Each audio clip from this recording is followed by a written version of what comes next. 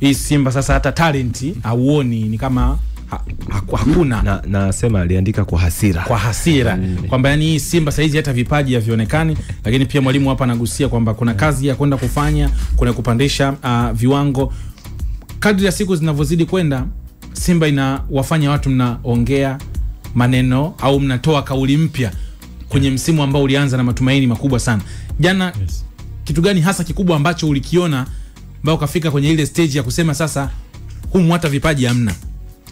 Yes, kwanza ni declare interest. Kwanza ni mimi ni shabiki wa Simba. Kwa hiyo muda ubatizo wastaki kuficha, wana declare interest ili ujumbe unaotakiwa kufika kutoka kwa shabiki ufike, na ule unaotakiwa kuboresha kwenye uongozi ufike vizuri. Kwa nini nilisema hivyo? Wakati usajili unaendelea kila mtu alikuwa na furaha, lakini mimi nadhani nilikaa hapa mara moja ama mara mbili nikasema kama template ya Simba kwa ubora ni Elim Panzu, sajili zote zilizofanyika zilikuwa chini yake kiuwezo. Nilikuwa nasema hapa kwamba wanasajiliwa wachezaji ambao wataingia kwenye timu, lakini expectation za kwamba watakuja kwamba kwa mara ya kwanza tu hivi atakuletea wonders ni hapana, kwa sababu ya aina ya wachezaji uzuri waliosajiliwa msimu huu. Wengi tulikuwa tumewaona kwenye mashindano ya misimu iliyopita. Ulikuwa unawaona kabisa kwa daraja lao, ni mchezaji tu kuja kuongezeka kwa Yusuf Kagoma, wacheze kitakachopatikana fresh. Kupandisha yeye mwenyewe daraja lake ni jambo jingine sasa, lakini hutegemei kwamba mechi ya kwanza huyo atakupa wonders kwa namna ambavyo anacheza. Kwa hiyo hilo nilikuwa naliona na nilipunguza expectation. Sasa nilichokuwa nakisubiria ni kuona namna gani wanakuja kuongezeka kwenye kundi la wachezaji wa Simba ili kuleta ule uwezo binafsi. Yani timu kubwa mara nyingi baada ya mwalimu kufundisha kuleta muunganiko, matokeo ya mechi kubwa, matokeo ya big stages kwenye ligi ya mabingwa, kwenye kombe la shirikisho huwa yanaamuliwa na mchezaji mmoja mmoja. Timu yoyote ile nenda hata duniani huko. Real Madrid wakati anachukua UEFA 3 mfululizo, kuna muda alikuwa achezi vizuri kabisa. Ila header ya Cristiano Ronaldo, free kick inawapa ubingwa. Yes, wana moment zile inakupa ubingwa hata kama mpinzani alikuwa bora kwenye hiyo mechi. Kwa hiyo unapoizungumzia Simba huwa naipa yale malengo ambayo Mohamed Dewji anaipa, kwamba miaka hivi karibuni at least watafuta ubingwa wa Afrika. Mimi sitafasiri dhidi ya Singida Black Stars, sitafasiri dhidi ya Fountain Gate, na itafasiri kwenye hayo malengo. Kama kweli wanakwenda kwenye hayo malengo, ndicho kiona jana, hata kikipewa nafasi ya kuwa kikubwa kwa msimu huu bado hakitakuwa kikubwa kwa level hiyo, labda miujiza. Yani kitakuwa kina progress sawa ya kuendelea na ubora na kila hatua, lakini humuoni mchezaji mmoja akiongeza kiwango chake akampite Mpanzu aweze kusaidia timu. Na huyo Mpanzu ambaye alikuwa bora msimu uliopita, naye bado hajafikia hata ubora wake yeye mwenyewe ili aongeze tena. Yani katika ubora wa Mpanzu itakiwa maintain ama aongeze, naye hayuko kwenye huo ubora.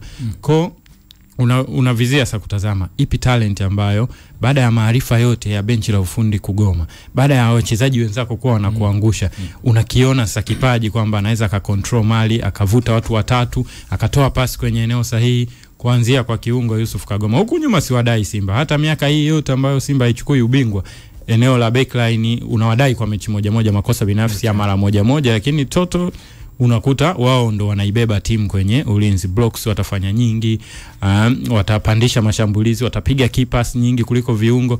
Yani Delok Shamu kwenye kupiga pasi, wao wanapiga pasi nzuri kuliko Yusuf Kagoma, kuliko Kante, kuliko Awa. Zile pasi za kuwaona wenzao na kuwa comfortable, right? Kama Delok na Shamu wakiwa kwenye pressure ambayo Awa nayo, ambayo Yusuf Kagoma anayo, Simba ingekuwa inafungwa goli ngapi? Kwa sababu wao wanaweza kukaa na mpira, wakaanzisha pasi nzuri kwenda kwa kiungo, baada ya kiungo kureceive sasa.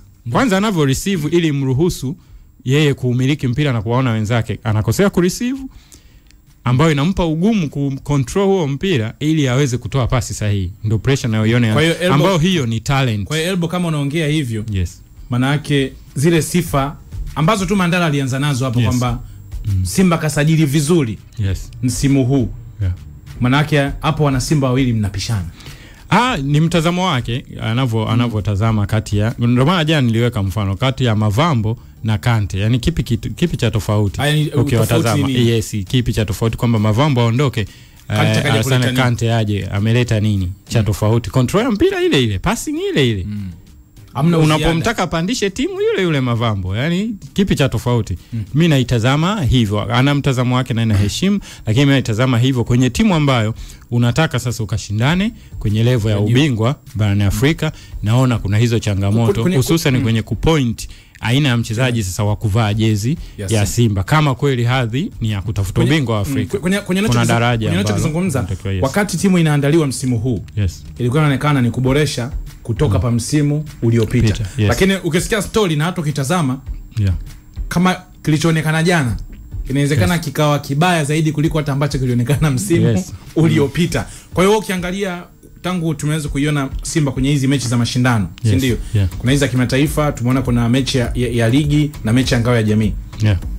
Una matumaini kwamba mtapandisha au mpaka sasa hivi Kante kuna siku atakuwa ngoma, atapiga pasi kama yani kwenye timu ya msimu uliopita na hii ambayo umeona hamna, si ngoma hamna, yani pasi za ngoma unaziona wewe tangu hizi mechi zilizoanza za mashindano. Unaona Kagoma, Ahwa, Kante na Nabi Kamara wote kwenye mechi walizocheza wanaweza kapiga pasi kipasi kama za ngoma, bado hazijaonekana. Kwa hiyo ndio ninachozungumzia kwamba wani wachezaji waliosajiliwa sio kwamba wanakuja kuanzia alipoishia ngoma kwenda, ni wachezaji na wao wanakuja kujitafuta namna gani wa raise bayao. Ikitokea msimu unavyokwenda wa raise bayao ni kitu kizuri, lakini nilichokuwa nasema ni lile jicho la kwanza kwamba unaona Mpanzu alikuwa anasubiriwa ile season iliyopita nusu msimu alivyokaa nje, alivyoingia si hakuhitaji hakuhitaji muda wa kumtazama, si ndio?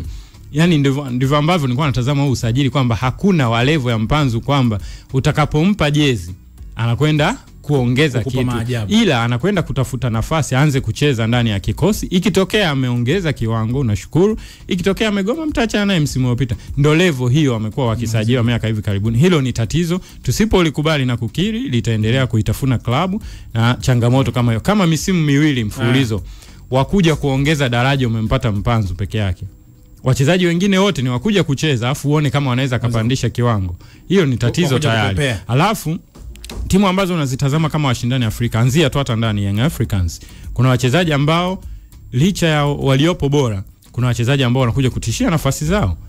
Tuchukulie sajili ya ndani, Mohamed Hussein dhidi ya Boka, unaiona kama hatakuwa daraja moja, Mohamed Hussein anakwenda kuongeza kitu, si ndio? Na maeneo mengine. Kwa hiyo ni eneo la sajili ambazo zinafanyika, ni watu ambao wanakuja kucheza ili wa raise bayao, ama ishindikane uachane nao, sio lile daraja ambao everybody unakuwa na. Simba kama imefika level ya kushindana Afrika, level ya robo finali, nusu finali, kwenda kusajili mchezaji ambaye group stage haijui ya CAF Champions League ama shirikisho, bado ni wa kujitafuta. Otherwise awe exceptional, yani kama kina Morris hivi kwamba unamtazamia, ukimtazama unaona exceptional talent, kwamba ana talent hiyo, lakini hawataki kuwa wengi kwenye dirisha moja wa hivyo.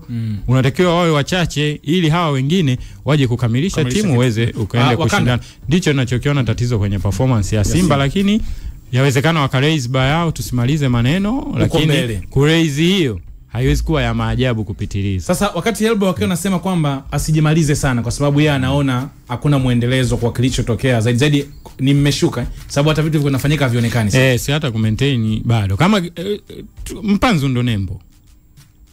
Ameraise, ame-maintain baada ya mechi jana ndo kaonesha kwamba individual ameanza kurejea, kwamba anaweza akateke on watu watatu, akatengeneza space kwa wengine, lakini nani anamfuata? Kuna muda Mpanzu anapoamua kuitafuta space yenyewe watu wanasimama, anakuja kugeuka mpaka unamwona analalamika kwamba sasa Kagoma ulivonipa pasi ukasimama tena, naenda mwenyewe sasa mimi nimekuwa Messi.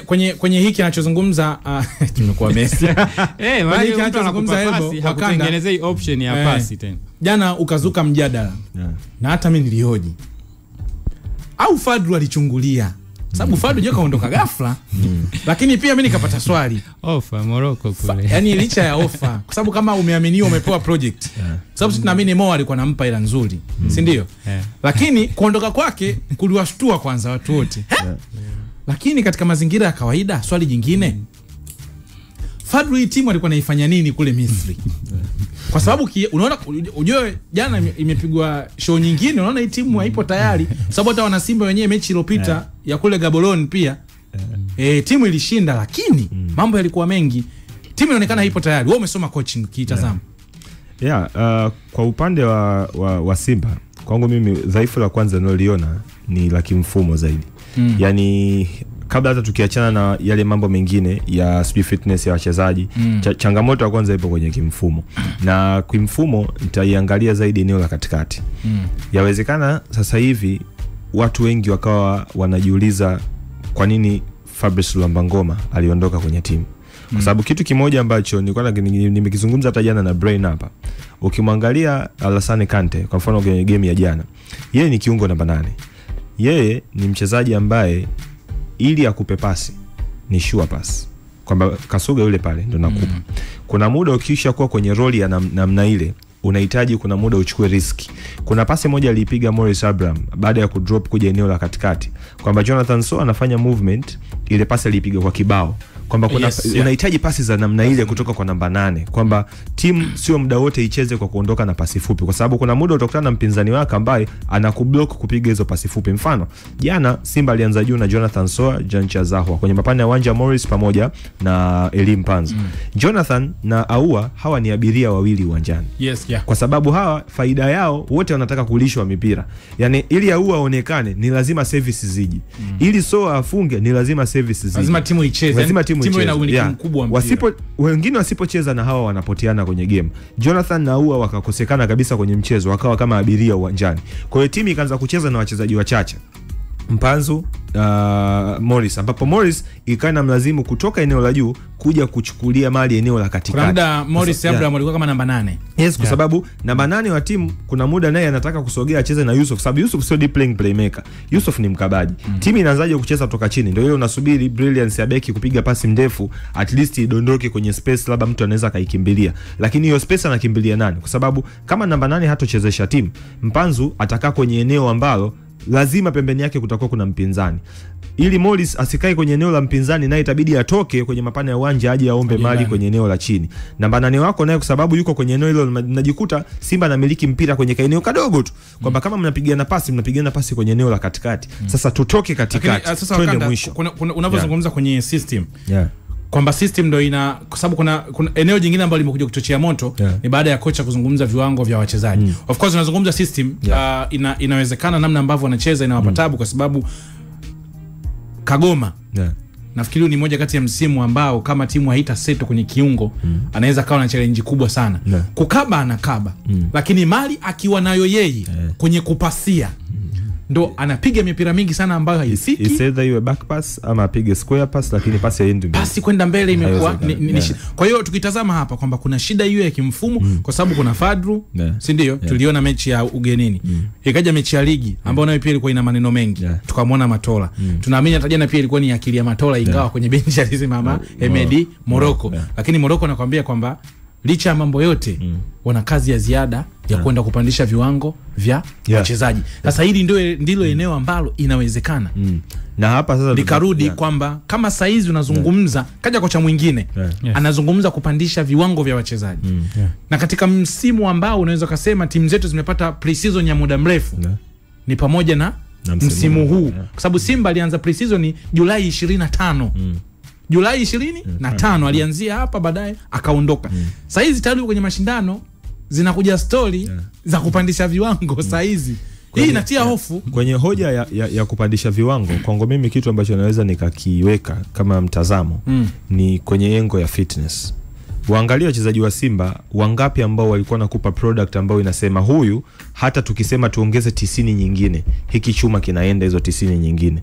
Mtoe Anthony Mligo, mtoe Morris Abraham, mtoe kuna sema ilifika saa kama moto umekata saa because ametoa work rate kubwa kuzidi wengine. Lakini muangalie pia Elim Panzo, unaweza kumweka kwenye level ya kiasi fulani, lakini wengine wote it was as if kwenye dakika kadhaa ambazo walizicheza output yao ilishafika sehemu ni azifu walimaliza mafuta kwenye tenki lao, ikawa imefika mpaka mwisho. Kwa hiyo unakuja ujikuta kwamba kama kocha umepanga system ya aina fulani, because system zote zinahitaji work rate ya 100% kwa dakika zote 90. Kwa hiyo kwenye terms ya kuongeza viwango, kwangu mimi huwezi kumuongeza kiwango mchezaji na miaka 28 sasa hivi. Yaani leo hii unaenda kumuongeza nini Kante? Yaani leo unaenda kumuongeza nini Chamu? Unaenda kumuongeza nini Kagoma? Hawa wachezaji kwenye kuwaongeza ni kuhakikisha wanakuwa fiti. Kwa hiyo labda kwenye kauli ya Hemed Morocco, sehemu pekee ambayo mimi naweza nikaamini labda ndo msingi wa kauli yake ya kuboresha viwango ilikuwa ni kuongezea utimamu wale wachezaji, kwa sababu kuna muda, kwa mfano mechi ya Yanga ilikuwa mfano mzuri. Angalia namna gani Yanga walipoamua kupenetrate eneo la katikati, Kante alikuwa anafukuza matukio, kwamba sasa tukio lishampita, kinachobaki ni nini? Naanza kukufukuza nikudake, either nikudake jezi ama nikupandie mgongoni udondoke nicheze technical foul maisha yaende. Angalia jana Simba alivyoanza kufukuza matukio, kwamba waone wakisema bana tunakuja hapo katikati. Ni lazima tu viungo wako wote wawili watakuwa kwenye scenario kwamba wameshapita, hebu tuanze kuwafukuza kwenye haya matukio. Kwa hiyo kwangu mimi Simba wanatakiwa kurudi sasa kwenye uwanja wao wa mazoezi, kuhakikisha at least wanakuwa fit, kwa sababu fitness inaweza ikapelekea wachezaji kutimiza majukumu yao ipasavyo uwanjani.